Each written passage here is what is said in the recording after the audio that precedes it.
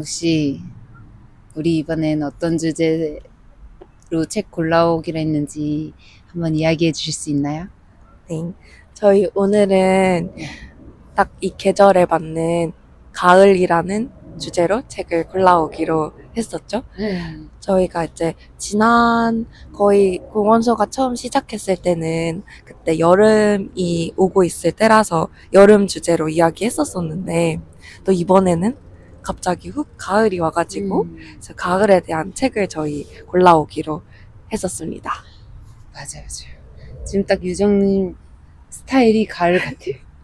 가을 옷을 굉장히 꺼내 입고 그니까요. 있어요. 제가 브라운 색깔 옷이 잘 없어가지고 뭔가 이게 퍼스널 컬러 이런 거 모르는데 네. 약간 갈색을 입으면 갈색이 너무 예쁜데 네. 약간 얼굴이 뭔가 죽어 보이는 이런 느낌이 있어요. 그래서 그런 거 어울리는 사람들이 되게 약간 분위기 있잖아요. 약간 브라운 색깔 가을 잘 어울리세요. 감사합니다. 그러면 혜진님 어떤 책으로 골라주셨는지 소개해 주실래요? 저는 소설보다 가을이라는 책을 골라왔거든요. 네. 이번에 가을 주제여가지고 서점에 좀 검색해 보다가 가을 이렇게 치니까 제일 먼저 뜨더라고요. 근데 다른 것보다 사실 표지가 너무 예쁜 거예요. 표지가 이 보라색 무화과가 제가 안 그래도 이번 가을에 무화과를 진짜 많이 먹었는데 이 무화과가 너무 이 무화과 표지가 너무 예뻐가지고 그냥 무슨 내용인지는 모르겠지만 이거 읽어야겠다 이런 생각이 들어가지고 고르게 됐고 이 소설은 그 문학과 지성사에서 2015년부터 꾸준히 발간해오고 있는 단편소설 시리즈라고 하더라고요. 안 그래도 저도 항상 소설보다 봄, 소설보다 여름 이런 것들이 매년 보이는 것 같은데 한 번도 안 읽어보다가 이번에 읽어보게 됐던 것 같아요. 그래서 여기는 좀 이런 신진 작가나 뭐 이런 동시대 작가들이 짧은 단편 소설을 두세 편 싣고 근데 특이한 점이 소설이 끝나면 그 소설을 쓴 작가의 인터뷰가 있어요. 그래가지고 이 소설을 왜 이렇게 썼고 뭐 이런 부분들을 왜 이렇게 했는지 이런 내용들이 담겨 있는데 저는 너무 좋았어요. 이게 뭐 열린 결말에서 상상하는 것도 좋은데 이 작가의 그 취지를 알게 되니까 더 약간 이래서 이랬구나 이런 것들을 알 수 있어서 너무너무 재미있었고요. 그리고 제가 봤을 때는 이 소설이 엄청나게 가을의 이런 풍경을 묘사하기보다는 그런 장면은 별로 없고 이 가을 특유의 이런 분위기가 있잖아요. 그 감정의 분위기 약간 씁쓸하고 뭐 약간 아릿하고 또 쓸쓸하기도 하고 그리고 또 가을이 딱 뜨거운 여름에서 갑자기 훅 추워지는 계절이다 보니까 그런 훅 찾아오는 이런 변화에 대한 이야기들도 있고 그래서 이거는 그냥 읽는 것만으로도 가을이 느껴진다. 그리고 감정선들이 막 엄청 크고 낮고 막 이런 게 아니라 되게 뭔가 미묘한 감정선들이 나오거든요. 근데 오히려 그런 감정선들이 미묘해서 좀 더 마음에 선명하게 남는 게 있었던 것 같아요. 그래서 너무 좋았습니다. 진짜 듣고 보니 왜 그렇게 가을인지 좀 와닿네요. 그렇더라고요. 그래서 약간 그런 생각도 있어요. 이게 무화과 표지인데 무화과를 이제 먹어보면 알겠지만 약간 되게 달달한데도 약간 풋내? 약간 쌉쌀한 맛도 나거든요. 맞아요. 근데 약간 이게 약간 너무 달지도 않고 뭐 너무 쓴 것도 아니고 약간 이런 느낌이에요. 근데 여기에 나오는 감정들이 딱 그렇거든요. 그래서 이 표지를 뭔가 무화과 가을에 뭐 밤도 있고 막 이런 것도 많은데 왜 무화과를 하는지 알겠다. 제가 또 마침 무화과를 먹고 있으니까 더 약간 이런 것들이 공감이 됐던 것 같아요. 와, 혜진님 설명을 들으니까 무화과가 왠지 더 좋아지네요. 정말요. 너무 좋습니다. 이정님 혹시 무슨 책 고르셨어요? 저는 이제 안규철의 사물의 뒷모습이라는 책을 골라왔는데요. 사실 이번에 가을 책을 고르는 게 되게 어려웠어요. 사려고 찾아봐도 찾기가 되게 어려웠고, 원래는 가을의 시집 조금 갖고 오려고 했었는데 막상 가을에 대한 시가 너무 많이 없는 거예요.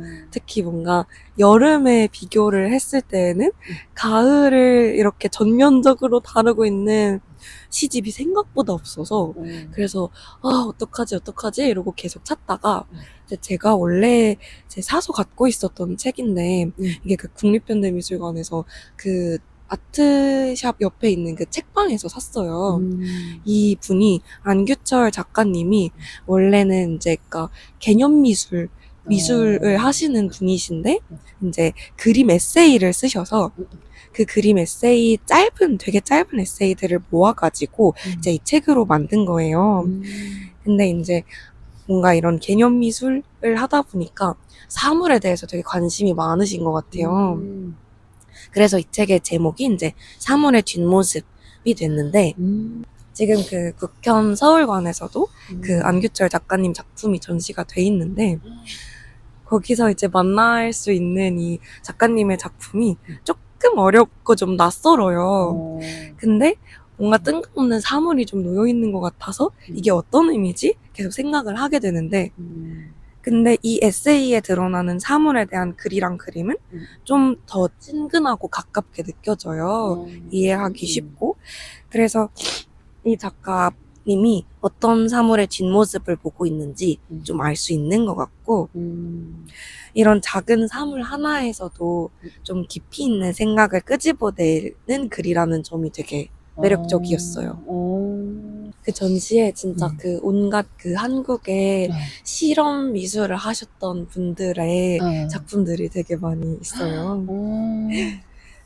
그 이 안규철 작가님이 원래 이렇게 매일 이른 아침마다 스케치북을 펼쳐놓고 이제 글을 쓰고 드로잉을 하면서 하루를 시작을 하신대요. 그래서 이제 그렇게 이제 글이랑 그림이 쌓이다 보니까 또 책이 되었던 것 같아요. 너무 좋네요. 예술가들은 오히려 진짜 부지런한 것 같아요. 하루키도 그렇고. 맞아요. 진짜 부지런하신 것 같아요, 오히려. 직장인보다 더 부지런하지 않을까요? 그러니까요. 이 부지런한 루틴 일찍 속에서. 일어나죠. 운동도 열심히 하고. 그러니까요.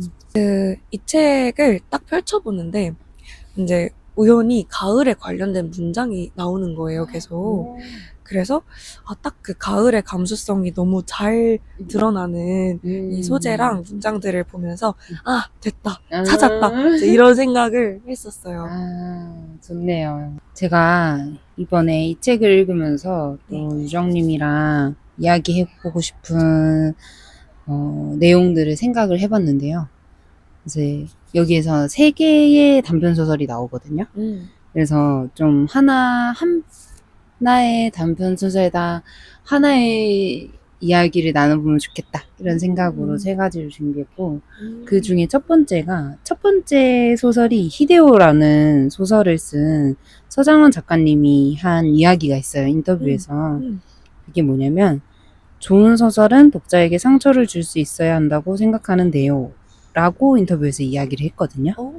근데 이제 이 얘기가 왜 나왔냐면 좋은 소설은 독자에게 상처를 줄 수 있어야 한다고 하면서 연극도 이와 같다라고 얘기를 하려고 이 얘기를 하셨었어요.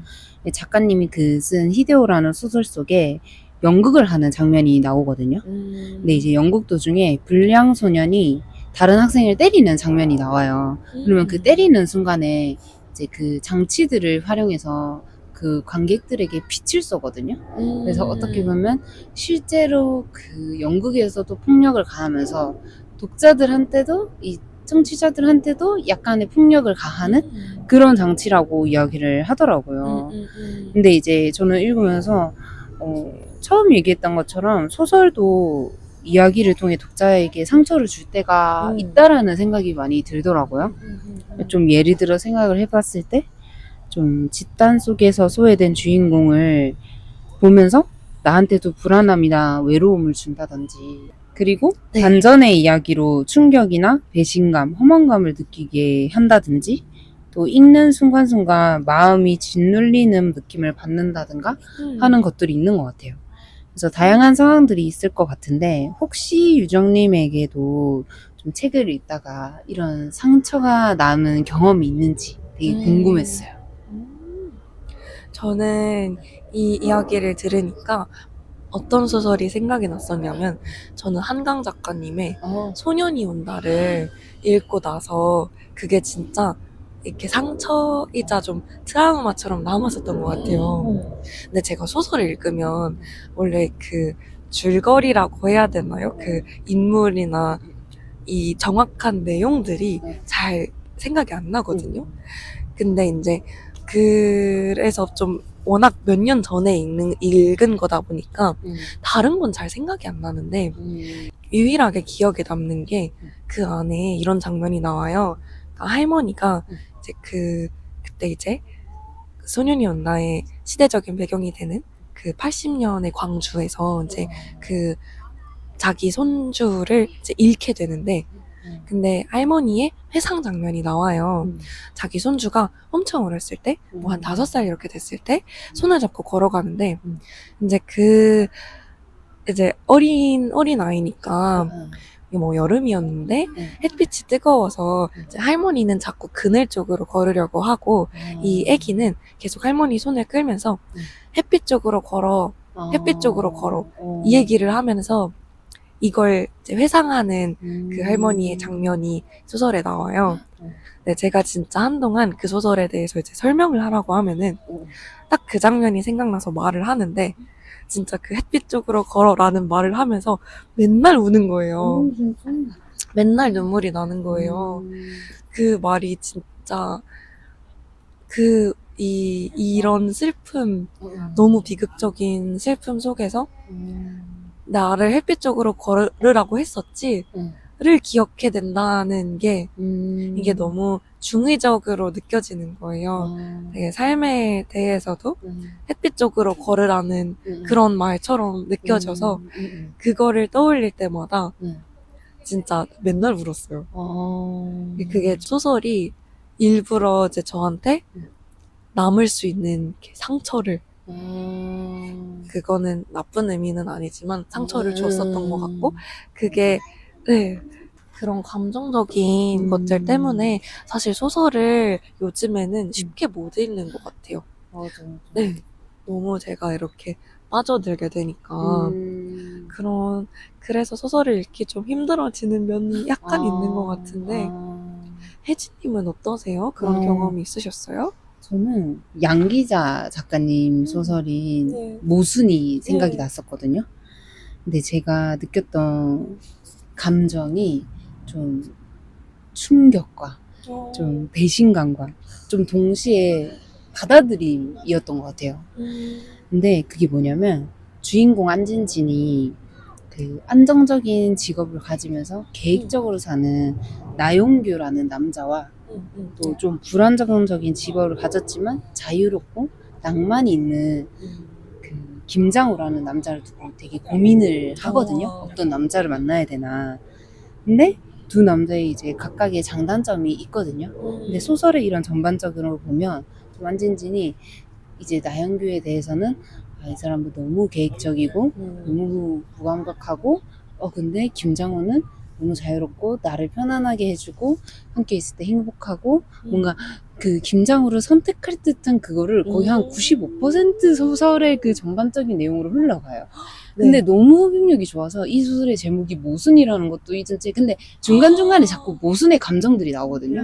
그래도 이제 뭔가 제 감정은 그래 얘가 이랬다가 저랬다가 이랬다가 저랬다 하는데 결국에는 김장으로 선택하는구나 이런 상황에서 갑자기 그냥 과정도 안 나와요. 이 사람을 이렇게 해서 선택했어요. 이게 아니라 그 결국에 마지막에는 막 나영규한테 이별을 고하려고까지 막 나오거든요. 근데 나영규가 남자가 막 안 들으려고 막 하면서 그렇게 관계가 흐지부지 되고 좀 김장호한테 가는 식으로 느낌이 가는데 갑자기 몇 년 후 뭐 이렇게 하면서 나는 나영규와 결혼하게 됐다.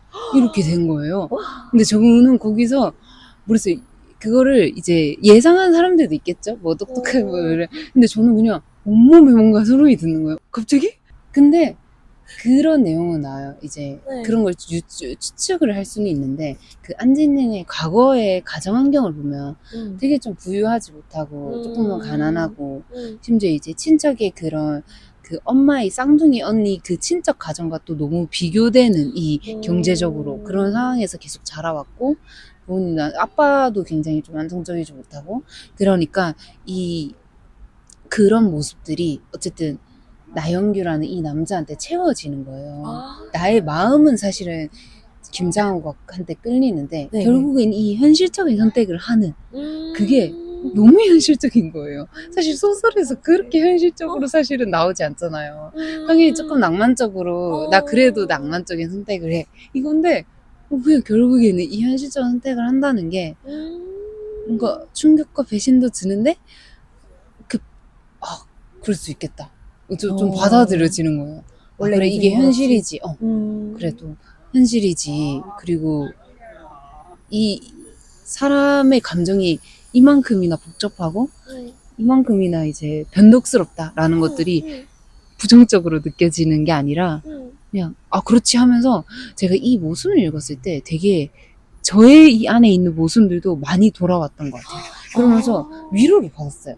그래 뭐 사람들은 다 이렇게 모순적이잖아. 근데 우리는 되게 보통 막 사람들이 얘기할 때 모순적이다 하면 진짜 모순적이다 이런 거를 되게 부정적으로 맞아요. 말을 하고 나는 마치 모순적인 감정이 하나도 없는 사람처럼 맞아요. 일관적이지 않은 사람들은 비방하고 이런 것들 있잖아요. 근데 그렇게 사람은 그런 건데 사람은 맞죠? 원래 모순적인데. 특히 뭐 친구들이랑 연애 얘기를 해도 막 헤어질 것 같이 해도 막 못 헤어지는 그런 것도 맞아, 되게 맞아. 모순적인 감정이잖아요.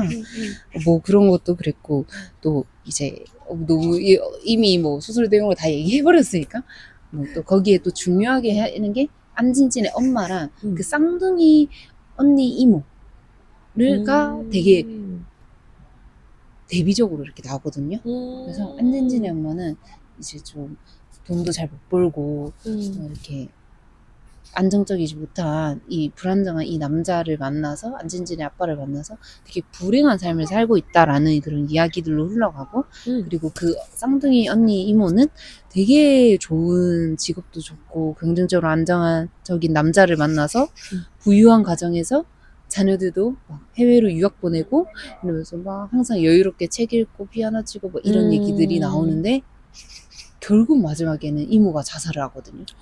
그러니까 이런 반전들. 그래서 그러니까 사실은 이 누가 행복했냐라고 따졌을 때는 절대 내리지 못하는 결정들 그 이제 판단이다. 그것도 한 저한테 진짜 너무 충격적이었지만 그렇지. 자기 남들이 보기에는 정말 행복한 삶을 살고 부유한 삶을 살고 아무 걱정 없겠다 뭐 이렇게 하는데 본인 마음은 또 모르는 거고 근데 본인 스스로도 내가 그래 뭐 이런 가정 너무 좋고 행복하지 뭐 이렇게 하지만 결국에는 이제 그렇지만 내 안에 이런 게 채워지지 않는 이런 공허함이나 이런 것들이 또 동시에 사실은 일어날 수 있는 거지.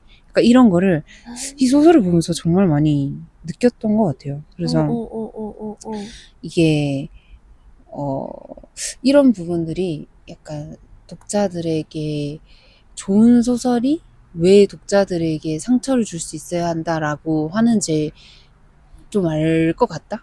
뭔가 상처가 남지만 그게 오히려 독자를 좀 성숙하게 하는 것 같다? 그래서 좋은 소설이라고 하는 게 아닐까? 그런 생각도 들었던 것 같아요. 약간 그 인생의 상처를 좀 간접적으로 체험시켜주는 건가 봐요. 맞아요. 그래서 근데 저 들으면서 생각났었던 게 이 소설에 이런 비유를 해도 될지는 모르겠지만 연애 프로그램 이렇게 예능 연애 프로그램 있잖아요. 보는데 똑같은 감정을 느꼈거든요. 제가 보고 있는 것까지는 분명히 얘랑 얘가 잘 되겠네 생각하고 있었는데 갑자기 맞아. 아무튼 맞아. 그런 것 같아요. 맞아. 맞습니다. 아무튼 그 말이 참 좋네요. 원래 사람은 다 모순적이라는. 네. 위로가 됐어요. 꼭 일관적일 필요는 없으니까 네. 그러기도 힘들고 그리고 제가 두 번째 단편 소설을 읽으면서 또 나누고 싶었던 이야기가 두 번째 소설은 이제 두정랜드라는 소설이에요. 이 이유리 작가님이라는 분이 쓰셨고, 이 소설이 끝나고 그 다음에 이 이유리 작가님 인터뷰가 나오는데 네. 그 이유리 작가님이 이 소설 속의 주인공을 표현을 할 때 이렇게 표현을 하거든요. 약간 아직 오지 않은 미래를 영원히 유보하고 있는 화자의 삶. 도전에 실패하느니 도전자의 상태로 영영 남고 싶은 심리. 세이프 존에 머무르며 가짜 위험만을 내키는 대로 즐기는 거죠. 이렇게 주인공을 표현을 하거든요. 이 주인공이 고향인 이 시골인 부정을 떠나서 서울에서의 다른 삶을 꿈꾸거든요. 근데 마음 한켠에는 그게 이제 무서운 거죠. 이제 진짜 서울에서 살아가지는 못한 채 서울에서 사는 척 거짓말을 하고 그렇게 미래가 오지 않았다라고 계속 생각을 하면서 미래를 좀 허비하는 삶을 살거든요. 근데 주인공이 마지막에는 좀 이런 친구와의 대화나 이런 것들을 통해서 좀 자신의 이런 좀 찌질함을 약간 깨닫고 씁쓸해하는 장면도 나오거든요. 근데 이제 저는 근데 되게 그게 좋았어요. 그래서 혹시 유정님한테도 이런 남에게 말하지 못하지만 나만 알고 있는 찌질함이 있으신가? 또 그런 나의 찌질함으로 또 씁쓸해지는 순간도 있으신가? 이렇게 궁금했어요. 저 이 질문이 너무 좋았는데 근데 진짜 너무 어려운 거예요. 근데 제가 그래서 사실 이게 먼저 말씀을 해주시잖아요. 그래서 찌질함 제가 여기에 나오는 것처럼 막 세이프 존에 머물려고 하고 이런 종류의 이렇게 결정을 미루면서 하는 종류의 찌질함은 없는 것 같은데 그거는 없는 것 같은데 분명히 나에게 그런 부분이 있는데 찌질함이라는 게 뭘까 이제 갑자기 그런 생각이 들어서 잠시 찾아봤어요. 정의를. 찌질함이 뭔지 정의를 찾아보니까 뭐라고 나왔냐면은 보잘것없고 시원스럽지 못함 이렇게 나오는 거예요. 그래서 그래 보잘것없고 시원스럽지 못한 부분 많지 이런 생각을 하면서 이제 좀 더 생각을 정리를 해보게 됐는데 저는 제가 찌질하다면은 오히려 그 찌질한 때는 가끔 주변에 되게 가까운 사람들한테 뭔가 내 감정을 좀 알아주길 바라면서 티낼 때가 있는데 근데 그게 정말 직접적으로 얘기를 하거나 좀 티를 내거나 아니면 속 시원하게 말하면 괜찮은데 근데 이제 제 어떤 그 찌질한 마음에는 좀 어떤 게 있냐면은 간접적으로 티를 내는 거예요. 그래서 이게 저도 잘 이렇게 고쳐보려고 하지만 잘 고쳐지지 않는 부분이었는데 이게 어떻게 보면 그냥 제가 항상 감정적으로 그냥 무탈하고 무던하고 이성적이고 아까 얘기했던 것처럼 모순 없고 자꾸 진짜 가까운 사람한테도 그렇게 보이고 싶으니까 이 제 모습을 뭔가 이렇게 속이는데 속이지만 또 한편으로는 알아줬으면 좋겠고 이런 마음들이 있는 거예요. 그래서 이게 저도 모르게 진짜 가까운 사람한테는 왜 이렇게 했는데 모르지? 막 이런 마음을 갖기도 하고 그래서 더 신경질적으로 행동을 하거나 그러면은 이제 뭐 물어봐서 왜 약간 화가 난 게 있어? 그러면은 뭐 아니라고 하면서 계속 신경질을 맞아. 부린다든지 뭔가 그런 모습들이 정말 시원스럽지 못하고 좀 주하다 이렇게 느껴지는 때가 좀 있었던 것 같아요.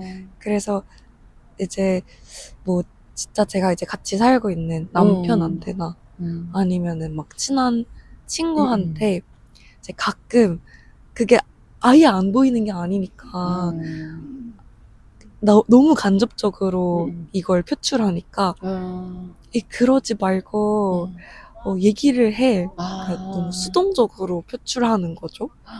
그게 저는 저 스스로 되게 싫었어요. 근데 싫은 부분이지만 또 계속 그러고 있는 그런 게 아니었을까 싶더라고요. 그리고 그냥 이렇게 찌질한 모습에 대해서 얘기를 하는 것 자체가 그게 힘든 거예요. 맞아. 내가 맞아. 어떤 부분에서 맞아. 찌질하다라고 말을 하는 걸 내가 맞아, 자꾸 맞아. 검열하고 있어서 그런 것도 에. 이렇게 하고 싶지 않은데 뭔가 내가 내 어떤 이런 부분을 찌질한 부분을 이것마저도 멋있게 인정하고 싶은 거죠. 자꾸 그런 마음이 드는 것 같아요. 맞아요. 그 찌질함, 근데 진짜 네. 저는 사실 다른 찌질함을 생각했는데 네. 그것도 너무 공감이 됐어요. 나한테 그러면서 나한테 찌질함 왜 이렇게 많지? 맞아. 볼품 없는 게 너무 많다. 그런 생각도 들고. 근데 사실 저는 이 질문을 하면서 그런 생각이 들었어요. 뭔가 항상 약간 당연히 회고하고 자기 반성을 하면 또 성숙하고 성장하고 그것도 맞는데 그냥 가끔은 좀 이런 나의 모습을 그냥 나 이래 약간 요렇게 인정할 때도 필요하지 않나? 라는 그냥 갑자기 그런 생각이 들더라고요. 그래서 그냥 이런 얘기 나누면서 그냥 우리한테 이런 모습이 있구나 그냥 이렇게 그냥 마무리하고 싶은 그런 느낌이 있었어요. 그래서 앞으로 이렇게 하자 막 이런 게 아니라 알죠? 아니라. 그래서 뭐 이렇게 더 얘기하려고 그 찌질함 없애려고 이렇게 노력하는 중이에요 뭐 이런 게 아니라 그냥 그런 게 있어요 이러면서 그런 게 있었어요. 그래서 저는 좀 생각을 했던 게 저도 좀 관계 속에서 찌질함이 많은 사람인 것 같아요. 근데 제가 그 연애 관련 프로그램이 진짜 너무 많잖아요. 네. 근데 저는 사실 그런 것들을 잘 챙겨보는 스타일도 아니기는 한데 좀 막 요즘 제 나이 또래가 가장 많이 보는 건 뭐 지금 하는지 모르겠는데 뭐 환승연애, 솔로 지옥 막 이런 것들이 짤로 볼 때 약간 뭐 재밌다, 챙겨보고 싶다 이런 생각을 한 번도 해본 적이 없었어요. 그래서 한 번도 본 적도 없고. 근데 제가 항상 늘 챙겨보는 건 있는데 저는 나눌 솔로는 진짜 저는 그거는 꼭 챙겨보거든요. 왜 그러냐면 그 이유가 저는 보면 나눈 솔로에는 좀 찌질함이 있거든요. 근데 뭔가 솔로 지옥이랑 뭐 그런 것들은 다른 거는 잘 모르겠어요. 근데 약간 보면 약간 좀 더 찌질함보다는 약간 나를 포장하고 꾸며져 약간 있죠. 왜냐면 젊잖아요. 젊고 예쁘고 잘생기고 이런 사람들이 뭐 나오니까 좀 나의 이런 게 뭐 중요하지 뭐 약간 이런 건데 나는 솔로는 좀 그래도 절박한 사람들이 나오다 보니까 그리고 나이대가 있다 보니까 이게 점점 조심스러워지는 이런 것도 있고 그런 거에서 찌질함이 나오는데 그래서 최근에 또 나는 솔로를 또 보면서 들었던 게 어떤 분께서 누군가가 나를 불러내서 좀 거절할 것 같으니까 그 대답을 끝까지 듣지 않고 내가 상처를 받을 것 같으니까 이제 내가 먼저 잘라내는 그런 장면이 나왔어요. 근데 이제 뭐 또 더 나아가면 그 사람은 아니지만 어떤 분은 사실 나도 별로 진심 아니었는데 약간 이렇게 하면서 좀 회피하는 그런 장면들도 나오고 이러거든요. 근데 항상 저는 그렇게 보고 또 유튜브도 이게 알고리즘이 그렇다 보니까 유튜브에 저는 엄청 많이 뜨거든요. 나는 솔로가. 또 보면 댓글 보면 항상 부정적이에요. 또 해피한다. 막 찌질하다. 나이 먹고 저게 뭐냐. 근데 이제 저는 맨날 보면서 과연 뭔가 우리한테도 그런 모습이 없을까. 지금 이렇게 댓글 다는 그 사람들은 정말 이렇게 진짜 성숙하고 완벽할까? 이런 생각도 들고. 그래서 저는 그런 걸 보면서 항상 뭔가 눈살이 찌푸려지고 막 이런 것보다는 그냥 솔직하다. 그냥 이런 생각을 하거든요, 항상. 진짜 솔직하다. 내가 상처받을까봐 먼저 끊어냈어요. 막 이렇게 인터뷰 얘기하거든요. 그러면 약간 뭐 어린애 같다 이렇게 할 수 있는데 그냥 그래 솔직하다. 그리고 나이가 들수록 저도 막 나이가 뭐 대단시 많진 않지만 나이가 들수록 더 조심스러워지고 이미 어렸을 때 뭐 이렇게 상처들이 있으면 이 상처받은 그 순간에 방어적으로 이렇게 피하게 되는 것도 분명히 있으니까 그럴 수 있지 않나? 그런 생각도 들었어요. 그래서 저한테도 좀 그런 면이 있다고 들었는데 사실 저도 누군가한테 이런 얘기를 했을 때 너무 찌질해 보이니까 안 그런 척 하긴 하거든요. 근데 실제로는 어떤 마음이 있냐면 이런 게 있어요. 좀 저는 이렇게 사람들을 이렇게 만났을 때 이 사람과 더 이야기하고 싶고 좀 더 만나고 싶고 뭐 이런 상황이에요. 근데 그러면 만약에 이 사람도 나에게 이렇게 관심이 있고 이런 것들이 보이면 뭐 이제 이게 뭐 이성 동성을 떠나서 그러면 이제 막 같이 이렇게 적극적으로 막 이렇게 뭐 하고 뭐 하자 이렇게 할 수 있는데 근데 아직 그 사실 뭐 그 사람의 마음을 잘 모르겠다 이러면 사실 먼저 이렇게 할 수 있잖아요. 먼저 이렇게 뭔가 이렇게 다가가서 얘기하고 뭐 이렇게 할 수 있는데 근데 이제 그런 것들을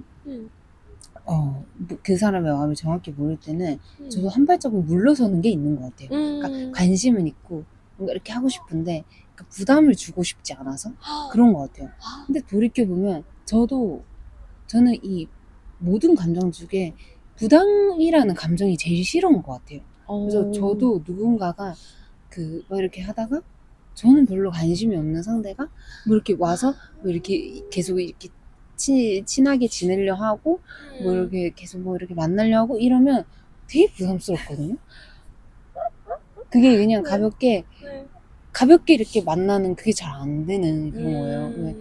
그러다 보니까 저는 이제 그런 거 있잖아요. 우리는 상대방이 무한하지 않게 웃고 이렇게 잘 해주는 건데 이게 호의라고 생각을 할 수 있잖아요.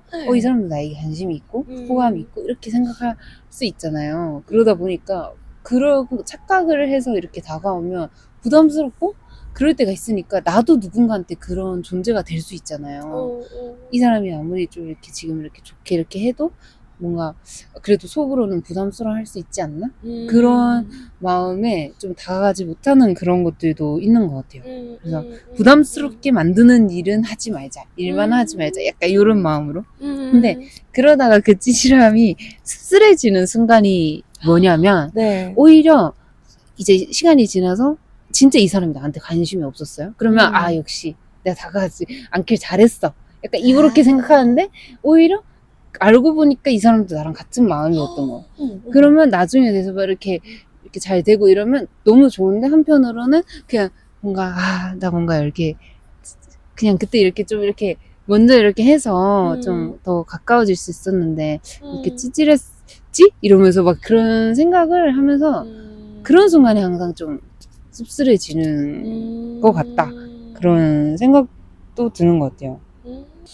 그리고 제가 이제 마지막 소설이 제목이 공부를 하자 그리고 시험을 보자라는 소설이거든요. 특이한데 이제 거기에 또 이런 문장이 나오거든요. 그 주인공이 아무튼 하는 말인데 흘러가는 시간이 이렇게 낱낱이 보이는데 왜 모든 변화는 갑작스러운 걸까? 인과라는 게 실종된 것처럼 이런 문장이 나오거든요. 소설 내용을 간략하게 말씀드리면 이게 전교 1등의 모범생 주인공이 나와요. 근데 이제 막 여러 상황들을 겪으면서 소위 말하는 좀 일진 무리들과 어울리게 되거든요. 근데 그러면서 삶이 엄청 갑작스럽게 변하게 된단 말이에요. 근데 이제 원래는 분명히 매일 비슷한 일상을 살고 하루하루가 이어진다는 건 알고 있지만 생각해보면 어떤 변화들은 마치 어느 날 갑자기 툭 떨어진 것처럼 나타나는 게 느껴지는 것 같아요. 사실 그 변화는 조금씩 진행되고 있었지만 좀 우리의 감각은 그 과정을 실시간으로 포착하지는 못하고 좀 어느 시점에 단절된 사건으로 인식해버리는 게 아닐까라는 생각이 들었는데 유정님도 이런 단절, 좀 변화 이게 뭔가 단절된 사건처럼 느껴지는 이런 변화에 어색하면서도 이런 아릿한 감정들을 느껴보신 적이 있는가 궁금했어요.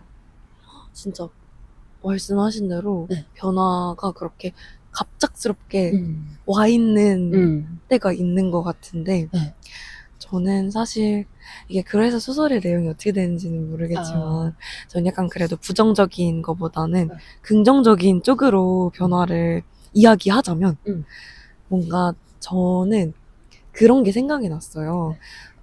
옛날에 나랑 지금의 나랑 진짜 눈치도 못 채고 갑자기 변해버린 게 뭐가 있지? 생각을 했을 때 오히려 제가 옛날에는 진짜 훨씬 더 내성적이었거든요.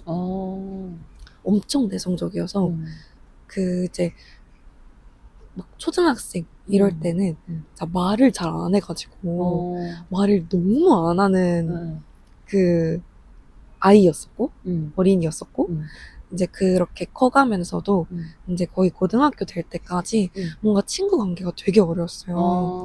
낯도 많이 가리고 지금도 낯을 가리긴 하지만 예전에는 훨씬 더 좀 내성적이었었고 대학교 때는 진짜 뭐 그렇게까지는 아니지만 좀 싹싹하고 부침성 좋고 이런 뭐 친구들을 보면 되게 부러웠단 말이에요. 제가 그렇게 하지 못하고 좀 쭈뼛거리고 사람이랑 잘 이렇게 가까워지지 못하는 것 같아서 그게 되게 좀 힘들었었던 것 같아요. 근데 그게 제가 바꾸려고 바꾼다기보다 이것도 확실히 나이가 들면서 저는 나이가 들면 생기는 게 그 생기는 것 중에 하나가 넉살이라고 생각하거든요.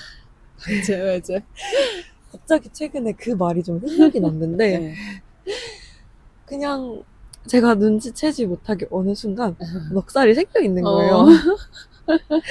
그래서 걱정하지 않아도 될 정도로 어쨌든 어느 순간에는 그냥 사람들이랑 말을 하는 게 좀 자연스럽고 관계를 새로 형성하고 만들고 좀 친하게 지내는 게 이제는 진짜 제 고민에 포함도 안 될 정도로 괜찮아진 거예요.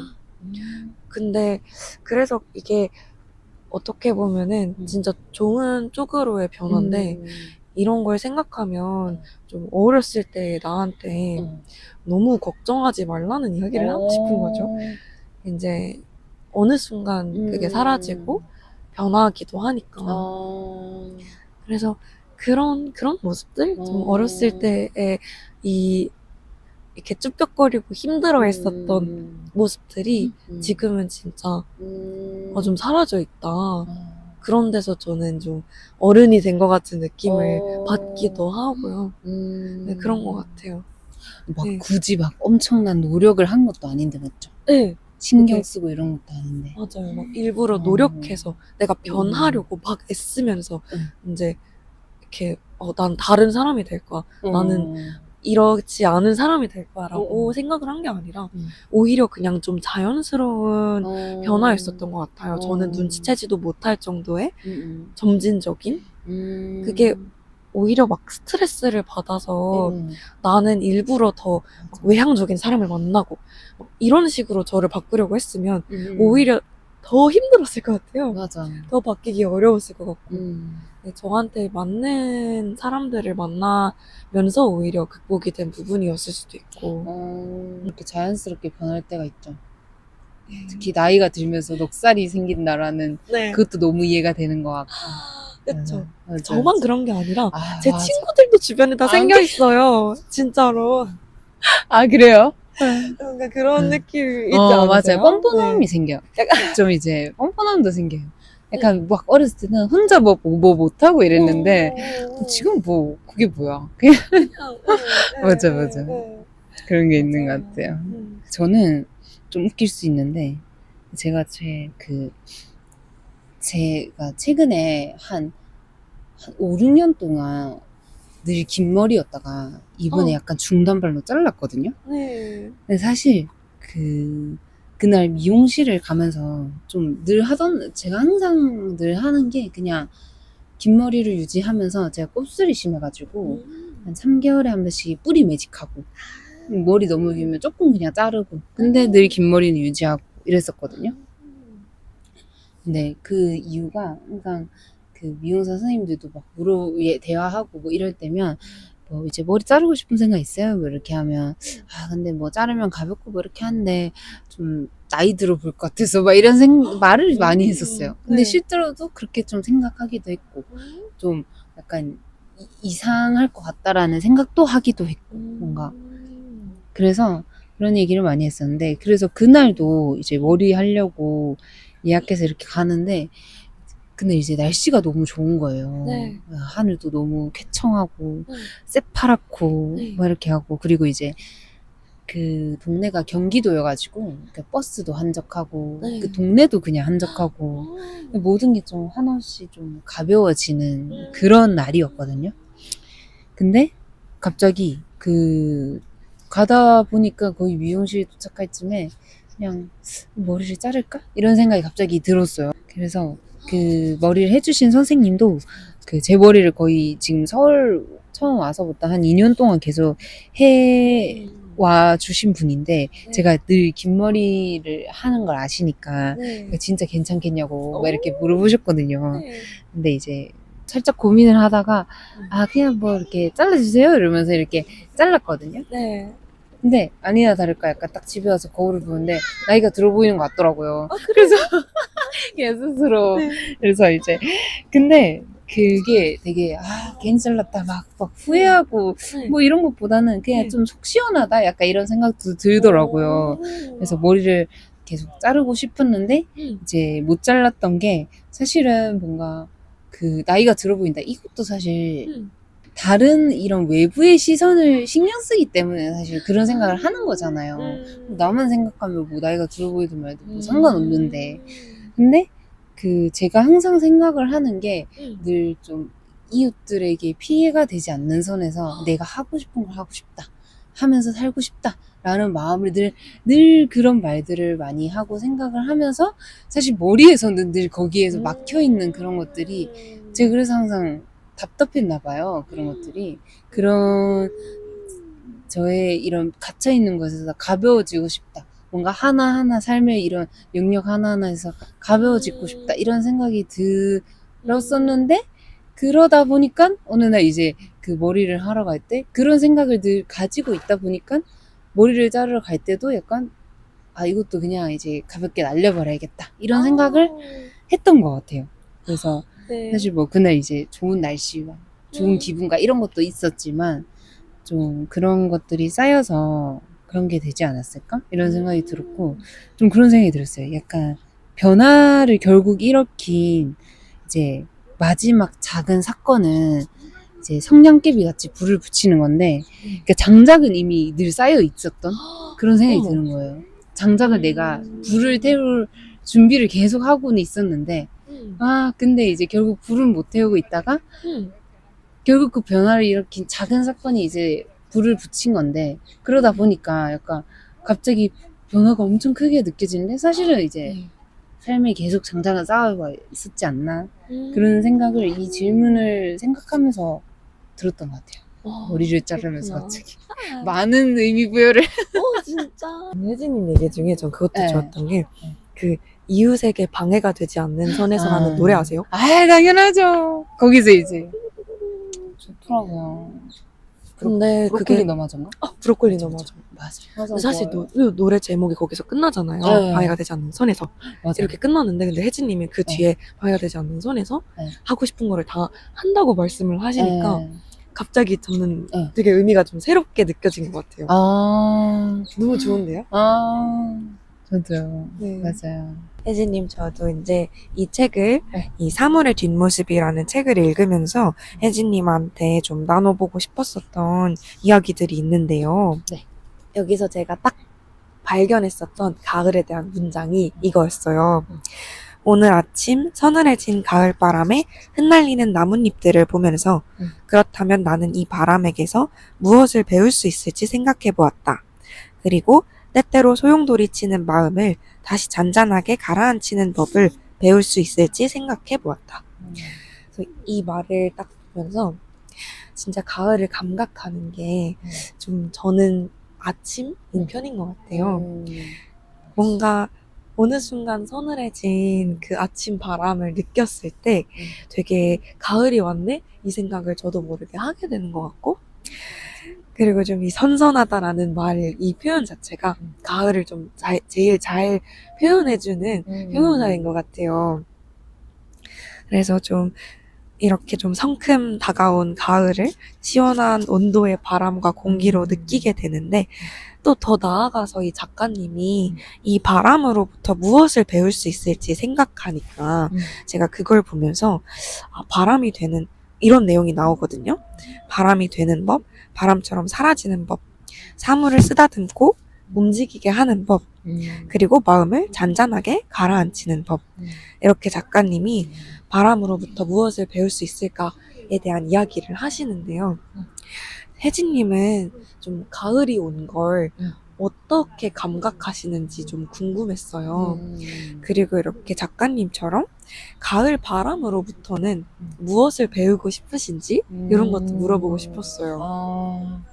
진짜 가을에 너무 필요한 이야기인 것 같은데 네. 저는 일단 더위는 되게 잘 견디는데 추위는 정말 좀 못 견디는 편이긴 하거든요. 네.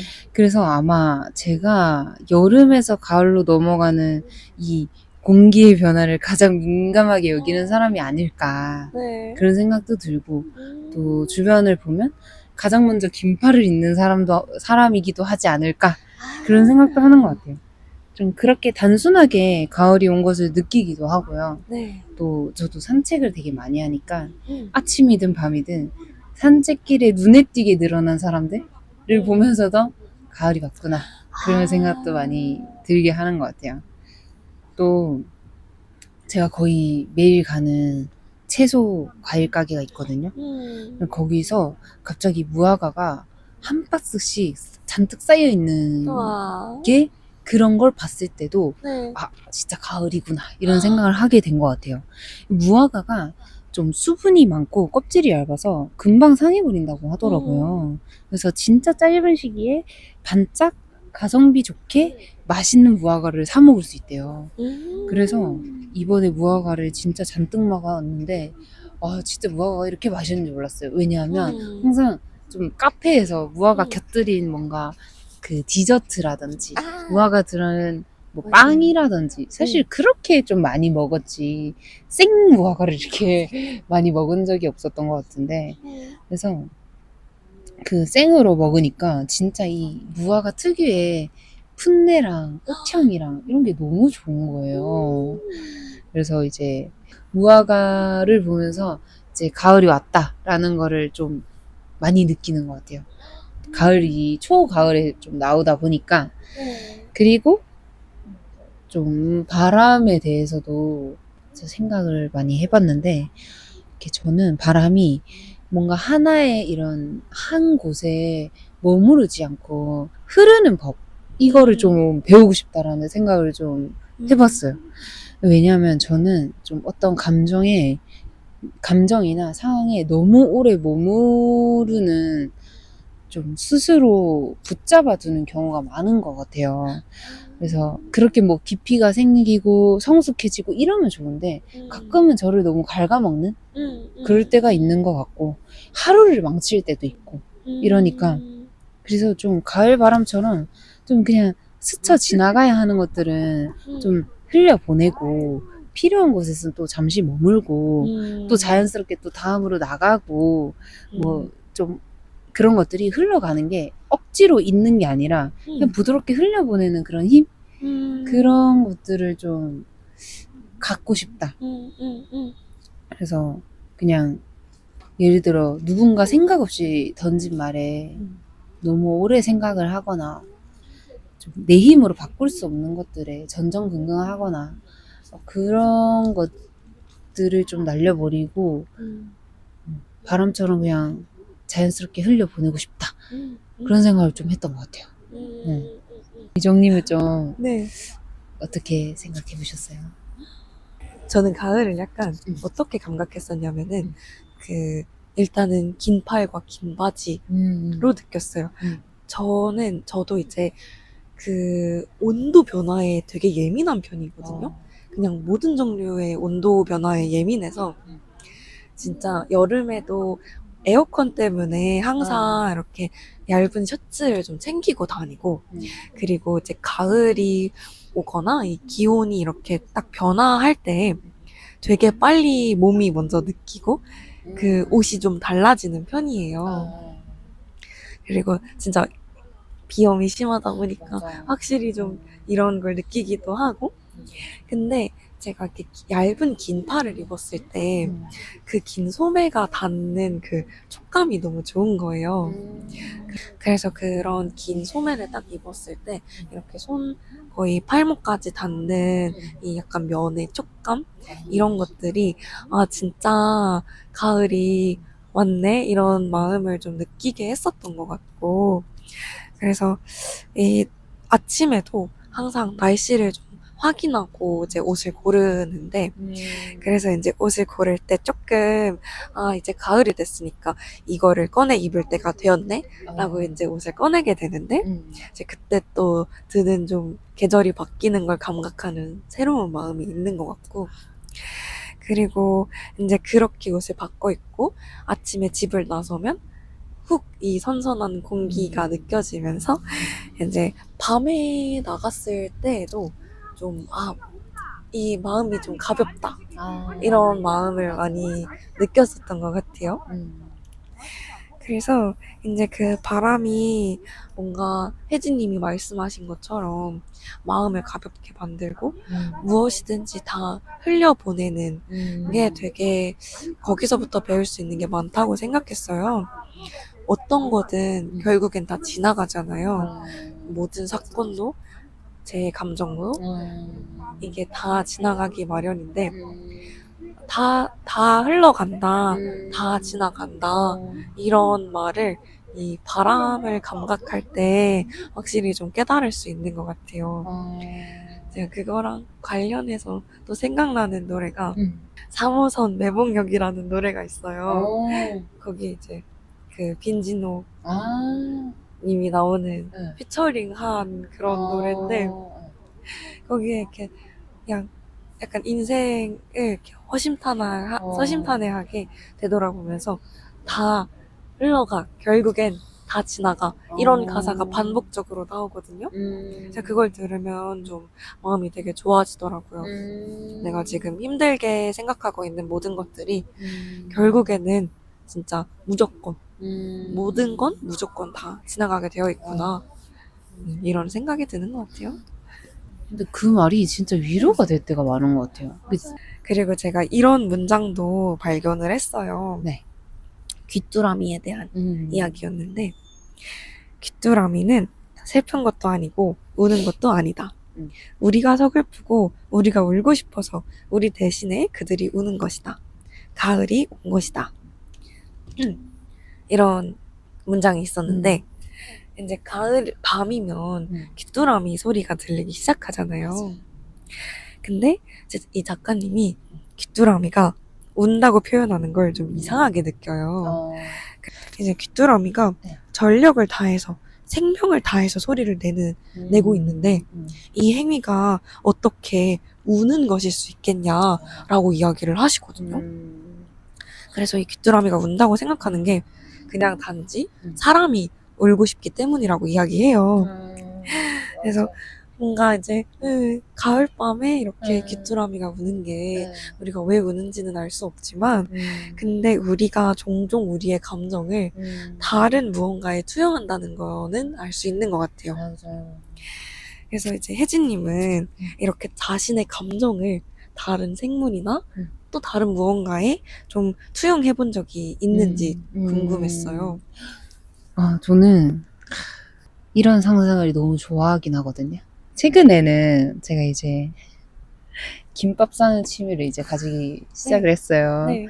근데 어느 날은 제가 항상 아침에 김밥을 사서 먹고 출근을 하는데 어느 날 김밥이 너무 잘 싸진 거예요. 근데 집에서 먹기 뭔가 아까운 거예요. 네. 그래가지고 그 도시락 통에 넣어가지고 조금 일찍 집을 나서서 안양천에 가가지고 벤치에 앉아서 먹고 출근을 했거든요.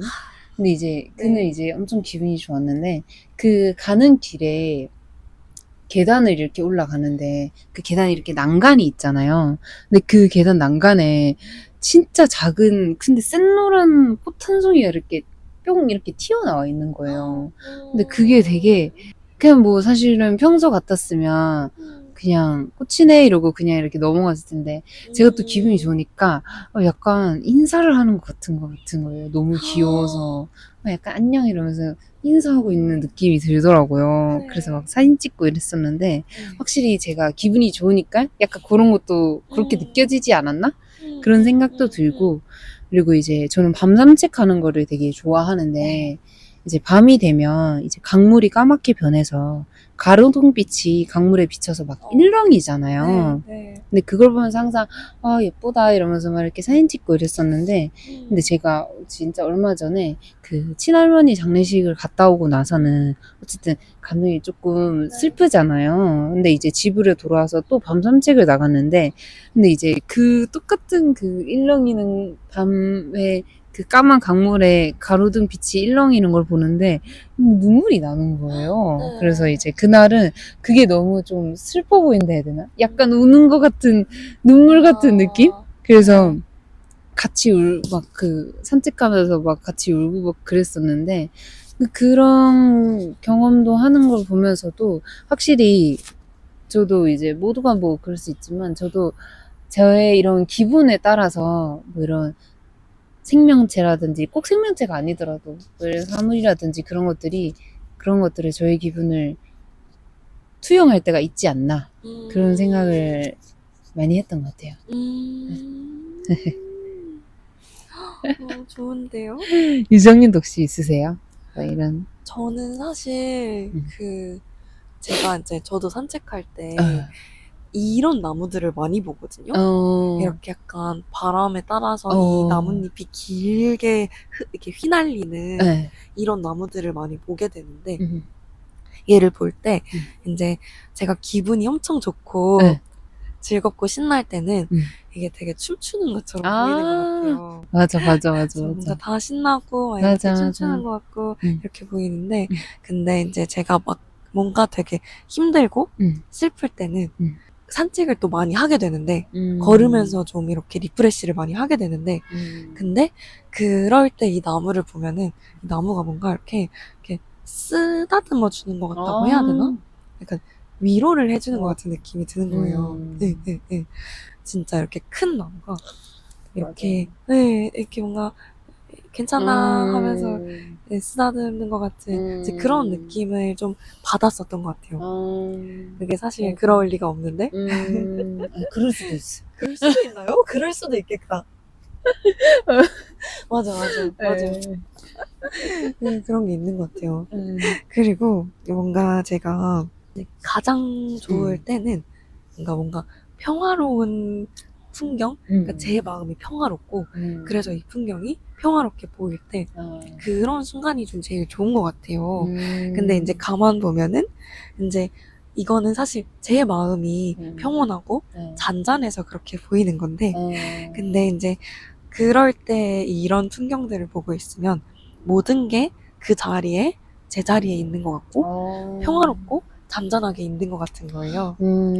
근데 사실 제가 보는 이 풍경들이 원래 그 자리에 있었는지 잔잔하게 있는 건지 아니면 그 안에서 엄청나게 변화하고 있는 건지 그런 거는 좀 알 수가 없는데 근데 제 마음이 그러면 다른 것들도 다 제 자리에 있다 이렇게 느껴지는 것 같아요.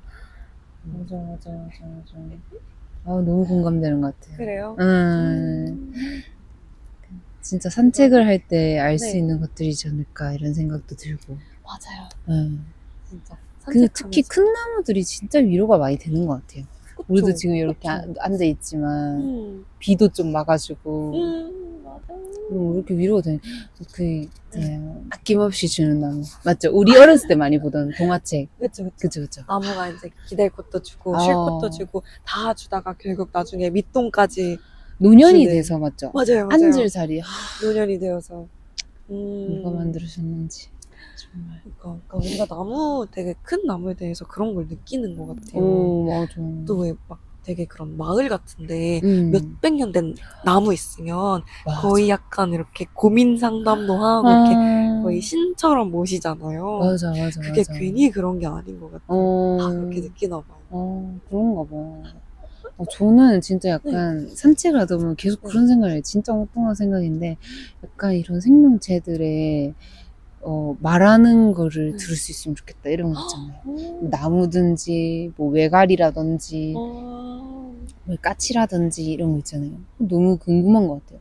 무슨 생각을 할까? 그래서 아무 생각 안 하나? 그런 거 들을 수 있으면 좋겠다. 그런 좀 초능력을 갖는다면 그런 초능력이 있으면 진짜 재밌겠다 이러면서. 말을 듣는. 어, 궁금하긴 하네요. 그렇죠. 인간처럼 뭐 이런 네. 교활한 생각은 안 하지 않을까라는 생각도 들고. 그렇습니다. 이제 마지막 네. 문장이자 마지막 질문인데요. 이런 문장도 나와요. 이제 이거 자체는 완전히 가을과 관련된 문장은 아닌데 뭐라고 하냐면 예술은 오히려 말을 아끼는 법을 차라리 침묵하는 법을 배워야 할지도 모른다. 말과 말 사이의 여백. 침묵은 아직 훼손되지 않은 유일한 영역이기 때문이다. 근데 저는 어쩐지 가을 하면은 좀 이렇게 좀 고요하고 침묵의 장면들이 떠오르는 것 같아요. 이렇게 소리 없이 낙엽이 떨어진다든지 어떤 그 봄이나 여름처럼 이렇게 소란스럽고 분주하고 이런 모습보다는 좀 조용하고 고요하고 침묵하는 그런 계절로 좀 많이 생각이 되는 것 같은 거예요. 그래서 이제 왠지 침묵에 대한 이 작가님의 통찰이 되게 인상적이었었는데 그 좀 뭔가 빠르게 빼곡하게 무언가 채워지는 사회에서 특히 이렇게 빈 공간, 여백, 침묵 같은 것들을 찾기가 점점 어려워지는 것 같아요. 이제 그런 면에서 혜진님은 좀 침묵이 필요하다고 느낀 순간이 있으셨어요? 아니면 좀 침묵이 있어서 더 좋았던 순간이 있으셨나요? 저도 침묵을 정말 필요하다고 생각을 하거든요. 근데 어렸을 때는 침묵이 되게 싫었던 것 같아요. 뭔가 어색하고 뭔가 뭔 말이라도 계속 해야 할 것 같고. 그리고 어렸을 때는 막 침묵은 부정적인 거다. 약간 이런 인식이 되게 컸었는데 그 제가 아직도 기억이 나는 게 그 대학생 때 동아리를 하는데 동아리 사람들 대여섯 명이서 막 이렇게 모여 있었거든요. 근데 막 식당이 막 시끌벅적 막 얘기를 하다가 순간 갑자기 탁 정적이 흘렀어요. 모두가.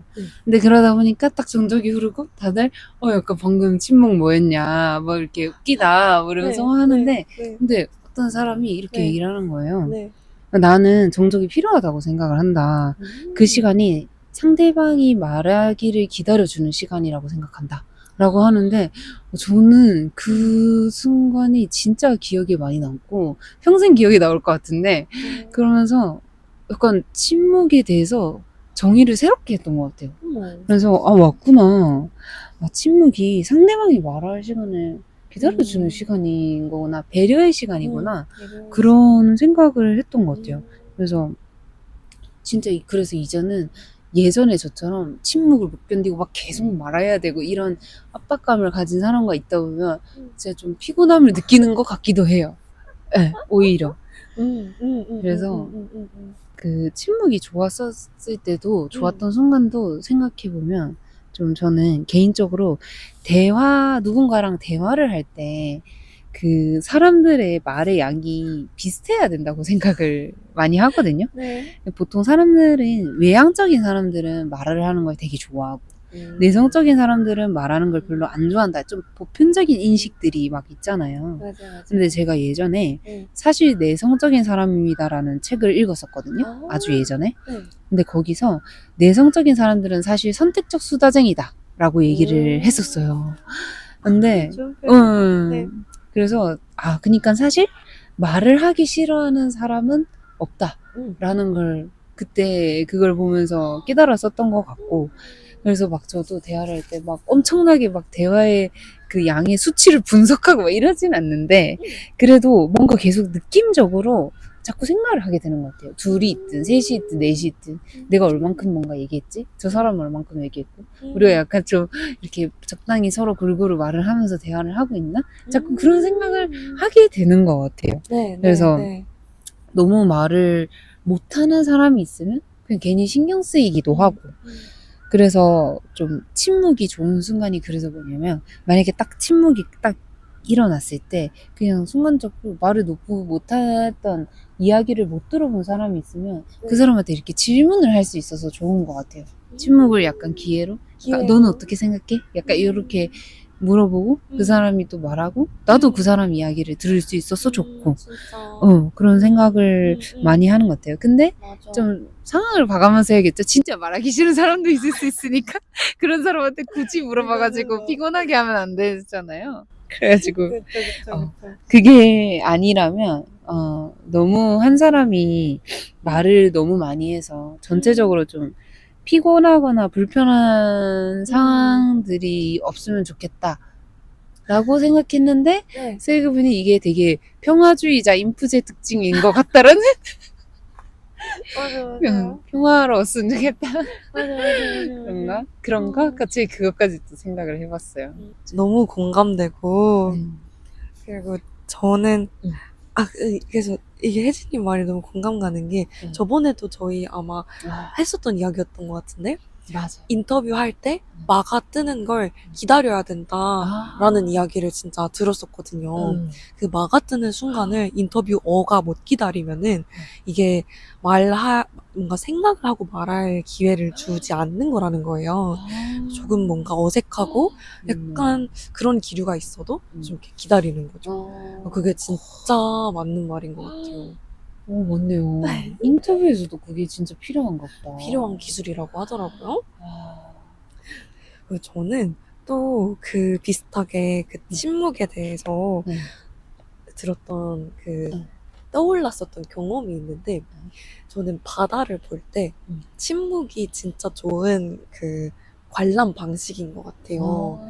그래서 예전에 이제 친구들이랑 같이 제주도에 갔었는데 제주도 바다에 놀러 간 거예요. 약간 해가 질 무렵이었었는데 이렇게 놀다가 노을이 지기 시작하는데 그 노을이 정말 너무 예뻐서 그냥 다 이렇게 바닷가에 이제 서가지고 서로 말 안 하고 각자 이렇게 봤어요. 그걸 좀 이렇게 각자 한참 보다가 딱 이게 노을이 다 올라갔는데 제가 어떤 느낌을 받았냐면은 영화를 딱 한 편 본 것 같은 거예요. 그래서 이게 다 끝나고 엔딩 크레딧이 올라가는 것 같은 그런 느낌이 들어서 이렇게 바다를 보고 있는데 바다에서 노을 지는 모습이 진짜 내가 영화를 관람하는 것 같다. 그런 느낌이 좀 들었었고 이게 진짜 좀 침묵이 있기 때문에 더 그렇게 영화관처럼 느낄 수 있었던 것 같아요. 영화관이 사실 또 침묵의 공간이잖아요. 그래서 그런 생각이 이제 갑자기 들면서 여행을 가서 이렇게 바다를 보고 하는 게 이제 말의 침묵도 필요하고 또 어떻게 보면은 이게 일정을 빡빡하게 만들어서 여행을 가면 이게 이거 보고 저거 보고 수다 떨고 얘기하고 저거 보고 또 웃고 떠들고 이런 순간들로 이제 가득 채우다 보면 물론 그것도 좋긴 하지만 이렇게 좀 오랫동안 바다를 보면서 조용하게 생각하고 감상하고 이럴 수 있는 기회는 없지 않았을까? 그래서 이게 어떤 일정의 여백이기도 하고 그런 여백의 순간들이 진짜 여행에서도 너무 필요하다. 그런 생각을 하게 됐었던 것 같아요. 너무 좋은 것 같아요. 특히 좀 친구들끼리 그렇게 침묵을 유지하기가 쉽지 않은데 그죠. 너무 해보고 싶다 그런 생각도 들고 바다 앞에서. 근데 혜진님도 예전에 얘기하셨지만 진짜 친한 친구는 침묵이 자연스럽잖아요. 맞아요. 그쵸. 그런 관계가 진짜 좋은 것 같아요. 침묵이 어색하지 않은. 그래서 저도 이제 이번에 여행 가면은 이제 연휴잖아요. 여행 가면은 일부러 진짜 한 곳에만 진짜 거의 한 도시에서만 이런 여백의 시간을 즐기고 싶어서 다른 곳은 아무데도 예약하지 않았어요. 너무 잘하셨네요. 숙소 이런 거를. 숙소도 네 그렇고 이동하는 수단도 아무것도. 진짜. 근데 그게 또 이제 뜻이 맞았나 보다. 그쵸. 제가 같이 가는 그니까. 남편이랑. 너무 좋다.